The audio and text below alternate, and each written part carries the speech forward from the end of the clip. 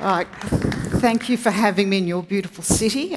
You've been sitting for a little while yet, so can everyone just stand up and have a bit of a stretch? So up you get. Bit of a stretch. High five the person behind you. Great. Awesome. Fantastic. Sit down. Great. Okay. Now, what I will be talking about is the win conditions for enterprise gamification, as you can see. I've been working in strategy for over 20 years, and in that time, I've used a lot of role-playing games in helping organisations get to the crux of what their strategy is and what a good innovation strategy is to move their organisation forward. Then moved on to serious games, and then when gamification became a thing and it became far more accessible, I saw that that was a really good opportunity to start accelerating the work that I was doing in strategy and innovation. So the key, I went back and did some research because I felt that at the time, I don't know if that's getting a bit of echo with it, is that better? All right. You know, when you had a certain person that said gamification is bullshit, and then you had Gartner that said there's a 80% failure rate, I thought, well, maybe we need to step back. I know the potential of games. Other practitioners I know the power of games and gamification, but let's do some solid research in order to make sure that we know what we are doing and we are being rigorous in what we are doing. Because every time I would approach clients in the enterprise space, I would say, show me the proof, show me the evidence. Anecdotal is not good enough. So that's why I took time out over the last 4 years. I'm right near the end of it. And I'll share some of those findings here for you today, especially in the area of how do we as practitioners get our act together to level up? Because we're in a situation where we have enormous amount of experience and a great community. But what organisations are telling us through the research is that we can do a little bit better. So part of the research I'll be showing you is that where we can improve as practitioners, but also if you're an organisation that's looking to buy or invest in gamification, it gives you some clues as to the challenges you face internally in an organisation.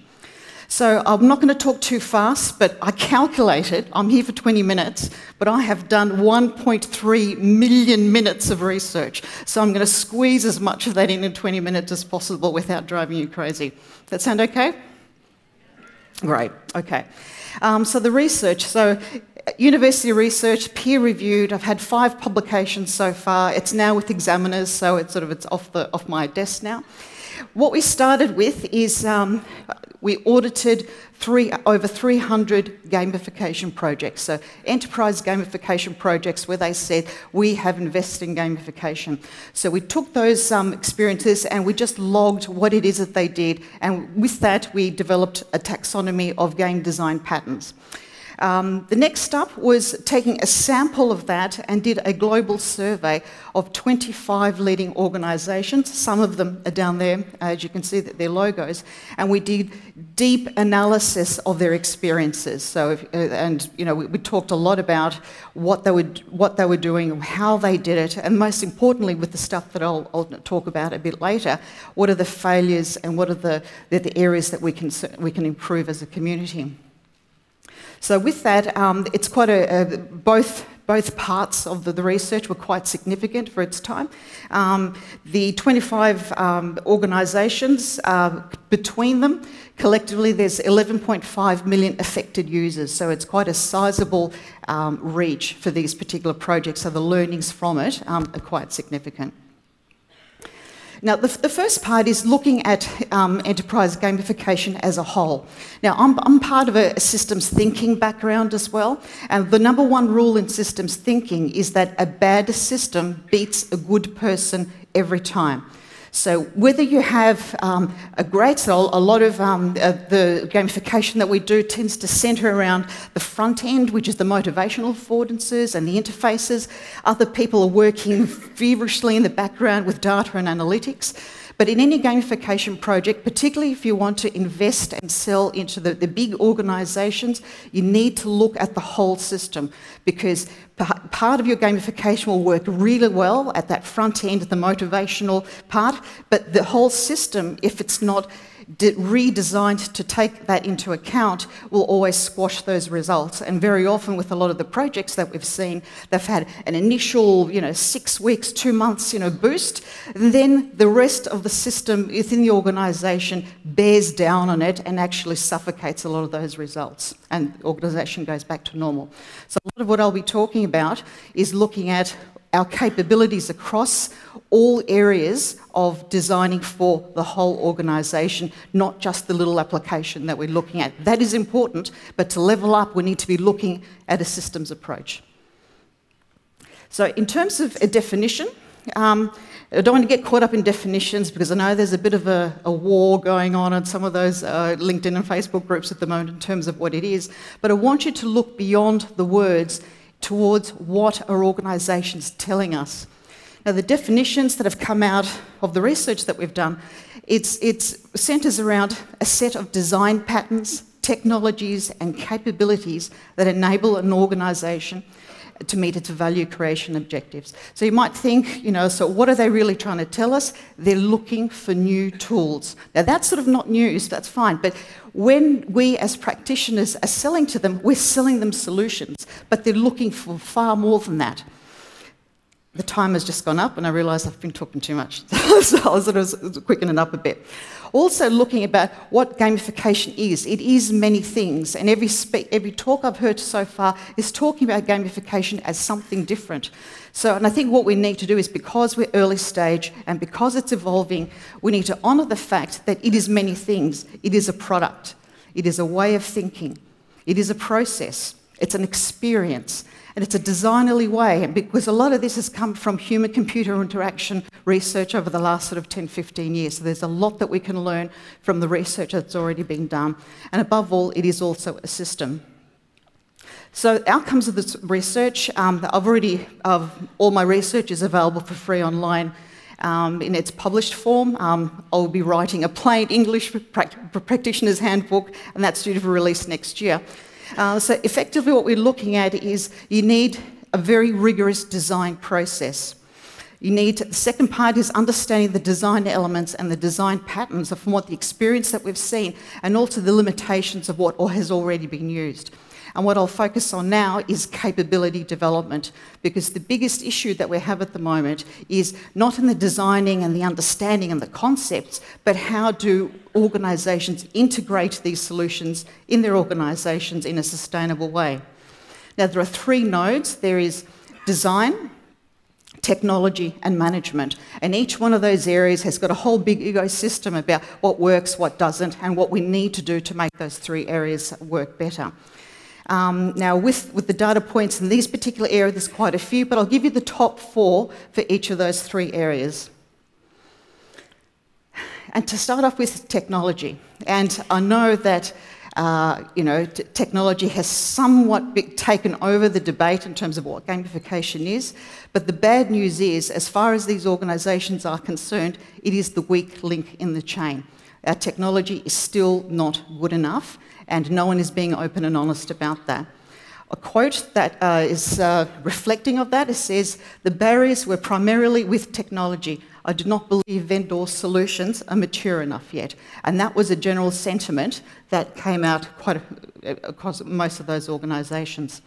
So the key elements here in terms of what were the failures or the challenges, I prefer, is platform capability. They've got some nice new swanky technologies, but when it comes time to align and integrate them with legacy systems, there are quite a few problems. Vendor capability.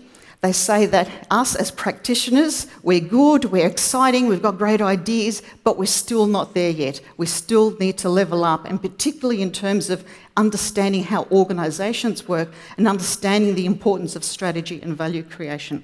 Not just on the engagement bit, which they get, but they just want us to understand the whole ecosystem of an organisation. System integration I mentioned, and data and analytics, most organisations say it's still not there yet. We're over-promising and under-delivering on the quality of data and analytics. The next part is design, and it was sort of quite cute because everyone said that we tend to overestimate our design capabilities. Now that's really good because design has, since design thinking came in 10, 15 years ago, everyone wants to be a designer. We love that creative part, which is excellent, but there's an art and there's a science and there's a craft to that, and perhaps we're not quite there yet, or there's much more room to improve.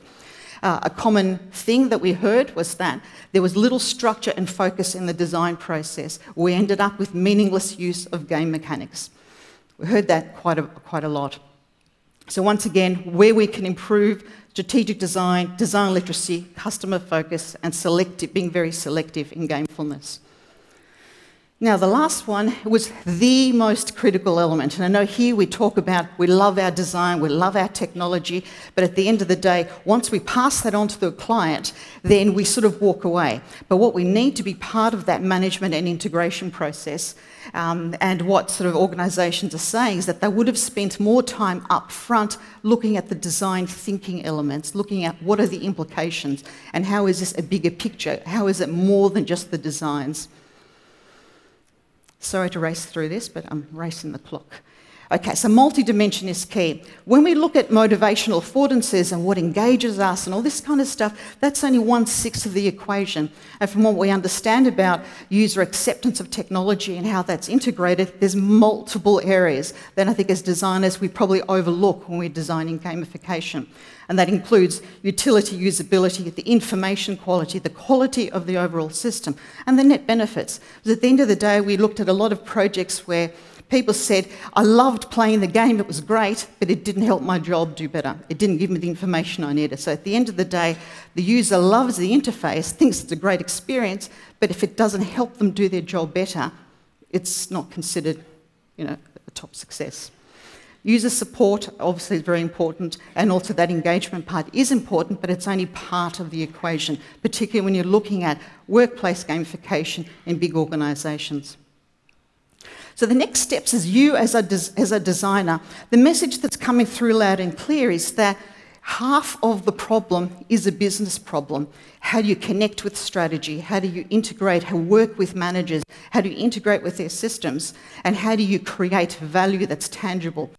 The rest of it is almost like an even split between game design thinking like a game designer, but it's beyond just the game designer, it's thinking about how to build a whole system.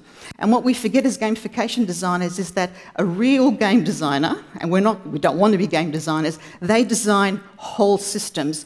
We're only designing part of the system, but in the process that we're losing one of the really key important elements of how the rest of the system relates to each other. So that's sort of probably the next step that we need to take about looking at a whole systems approach.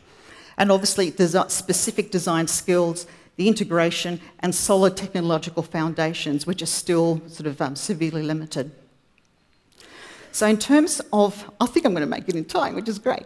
So advice for innovation. So part of all this process in terms of where I've come from and what my specific focus was looking at how can gamification drive innovation and creativity in organisations, because that's my main focus. A lot of these organisations, they're big conservative organisations, but they're scared.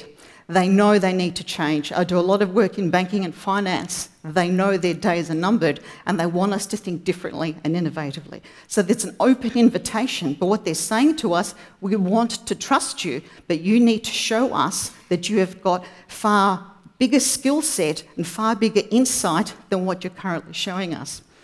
So in terms of us as an industry, in terms of being careful of our thinking and our language, is looking that this is not a game. It is about fun and games, but what is the deeper message here? And the message here is that the current system that we have is not engaging us. And it's the part of the reason for that is a whole system. It's systemic. So it's just about looking at, maybe there was a warning. The second part is that looking at embedded values in a system. Games represent the existing status quo. Now, anything that's designed reflects a society's values and morals. So if a game is designed around what's known as the military-industrial complex, it's a hierarchy, it's command and control. If you're looking solely at games, what in fact you're doing, you're just reproducing the status quo. The problem is now, when we're looking at behaviour design and all this kind of thing, what people are sick of being designed for.